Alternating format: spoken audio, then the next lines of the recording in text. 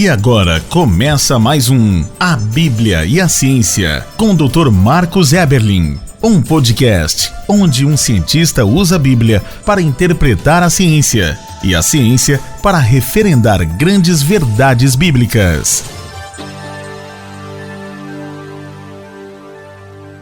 Olá, pessoal, bem-vindos a mais um podcast, A Bíblia e a Ciência. Este podcast que ousa anunciar que é a Bíblia que tem autoridade sobre a ciência. E não a ciência sobre a Bíblia. É a Bíblia que é o guia de se fazer ciência. Um guia de fazer ciência, professor? Sim, muitas e muitas verdades da palavra de Deus foram usadas por grandes cientistas ganhadores de prêmios Nobel para fazer a sua ciência, para guiar a sua ciência, para avaliar novas teorias científicas.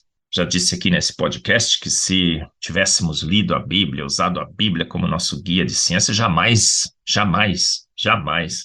teríamos comprado a ideia de Charles Darwin que um dia numa sopa ácida escaldante e venenosa nasce lá uma primeira beba, a nossa tataravó que lenta, gradual e sucessivamente vai evoluindo, passando pelos chimpanzés que seriam os nossos parentes, chimpa, nosso humano, até dar em nós todos, eu que falo aqui, você que ouve aí, amebas evoluídas.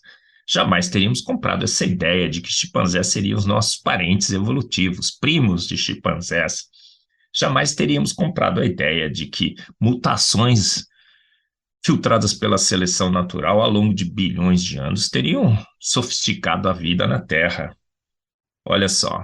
Jamais teríamos comprado aquela ideia de que o nada teria pego nada para nada por nada e há 13,8 bilhões de anos atrás teria formado o universo num processo lento, gradual e sucessivo, de uma nuvem gasosa em expansão. Não, o telescópio James Webb e o Hubble mostraram claramente que o universo, desde o seu início, estava pronto. E parece que há poucos anos, milhares, não bilhões. Então a Bíblia responde melhor. E nesse podcast, o 151, nessa série A Bíblia Responde Melhor, vamos fazer à Bíblia uma pergunta. Qual a idade do universo? A Bíblia responde melhor a idade do universo, o título desse nosso podcast 151. Se você perguntar para a ciência, o que a ciência responderia sobre a idade do universo? Olha, depende para que cientista que você pergunte e depende de que época que você está na história da ciência. Se você perguntasse para Albert Einstein, Alexander Friedman, o que eles diriam? O universo, na realidade, é eterno. Ele não tem uma idade. Ele sempre existiu. O universo é eterno. O Albert Einstein, inclusive com o caso da constante cosmológica, talvez você possa ler sobre isso, que ele forjou ali porque ele achava que o universo era eterno, ele tinha uma convicção de que o universo era eterno, e inclusive mexeu nos dados, manipulou uma constante para provar essa sua tese, depois confessa que errou, que manipulou um dado científico. Veja bem, maldito homem que confia no homem, inclusive em Albert Einstein. Veja só como cientistas podem alterar os seus dados, manipular as suas constantes para defender as suas cosmovisões, os seus pressupostos. Fique esperto.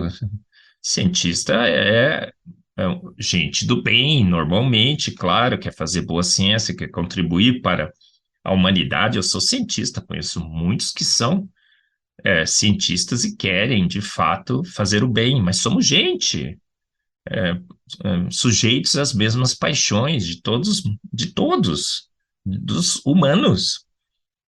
Olha, se você então agora fosse um pouco mais para frente, perguntasse para Lemaitre, Georges Lemaitre, aquele padre físico, astrônomo, cosmólogo, ele diria, não, Albert Einstein está errado, aquela constante cosmológica está errada. Lemaitre disse o quê? Não, o universo tem uma idade. E ele calculou essa idade. E a idade que ele calculou deu o quê? Ele criou ali criou uma constante, viu que o universo estava se expandindo e tudo mais, calculou um índice H, que hoje é conhecido como a constante de Hubble, e a partir desses dados, foi determinado que o universo teria 1,8 bilhões de anos. 1,8 bilhões de anos. Mas aí vem os radioisótopos. Descobrem que o urânio radioativo decai para os outros elementos. E o que acontece? Com os radioisótopos, a cosmologia é forçada a aumentar a idade do universo. João Paulo tem uma palestra sensacional sobre isso na IPPTV, programa Fé e Ciência que eu coordeno por lá. Procura no YouTube IPPTV. E o que diz lá o João Paulo? Olha, agora, com a força dos dados de radioisótopos, os geólogos, os que estudam a composição da Terra em seus elementos, a Terra agora forçou os cosmólogos a aumentarem a idade do universo. Agora o H, que era 530, caiu para 250, e a idade do universo passou a ser 3,6 bilhões de anos. Peterson, depois, com a datação com chumbo, diz, não, olha aqui, eu estou mostrando que a Terra é muito mais velha, então a gente tem que envelhecer o universo. Aí o universo passou a 5,1 bilhões de anos. Sandage vem, então, e muda todas as condições, outro cientista, e diz, não, esse H não é 250, esse H é 75. Depois diz que o H é 50, então ele fala, não, tem 13 bilhões, tem 20 bilhões de anos. Aí chega a hipótese do universo oscilante. Com esse universo oscilante, a idade do universo já passa a 25 a 80 bilhões de anos. Com a radiação cósmica de fundo, medida pelos telescópios que foram especificamente criados para detectar uma suposta radiação, que seria a propagação dessa energia no universo que se expande, que seu comprimento de onda teria sido expandido até chegar na radiação cósmica de fundo. O que é uma radiação de micro-ondas? O que nós temos ali? Agora calculamos exatamente a idade do universo. O H é 67, constante de Hubble, que é a expansão do universo, o deslocamento da luz para o infravermelho, e foi calculado, então, finalmente a idade do universo, 13,8 bilhões de anos. Mais ou menos 0,020 bilhão. Olha só, esse é o número que nós temos hoje. Isso é mais lei do que a lei da gravidade. Mas veja, olha o quanto isso já mudou. Daqui a 20 anos, com certeza esse número estará alterado. Pelo menos a história mostra isso. Começamos com 1,8 bilhão. Depois passamos para 3,6, depois para 5,1, depois para 13, depois para 20, depois de 25 a 80 bilhões. Agora estamos em 13,8 bilhões de anos. Mas o que aconteceu? Pergunte à Bíblia.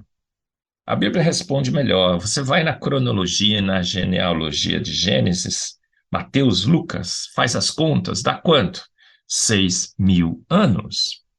A Bíblia nunca mudou. A Bíblia sempre disse que a Terra tinha 6.000 anos, que o universo tinha 6.000 anos, que as estrelas tinham 6.000 anos, porque em 6 dias criou Deus os céus, a terra e o mar e tudo que neles há. E toda a cronologia dos patriarcas da Bíblia, está lá todos os nomes, está os filhos, os netos, os bisnetos, quando eles nasceram, quando eles morreram, quantos anos eles viveram. O que nós temos nessa cronologia? Fazemos as contas, dá 6.000 anos. Aí você vai falar, mas professor, 6.000 anos? 6.000 anos? Sim.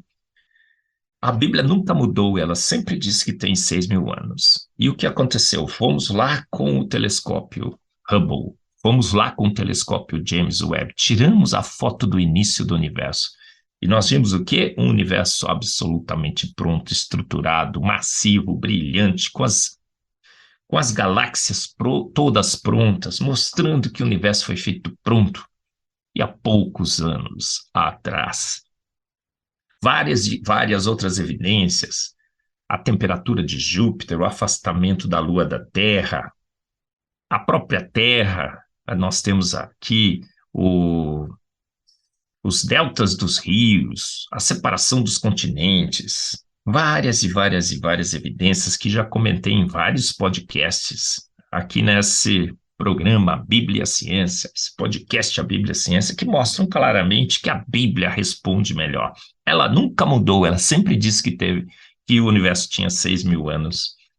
Não como a ciência que muda cada dia, reavalia a sua idade. Mais uma grande evidência de que podemos confiar absolutamente na palavra de Deus. A Bíblia responde melhor. Qual a idade do universo?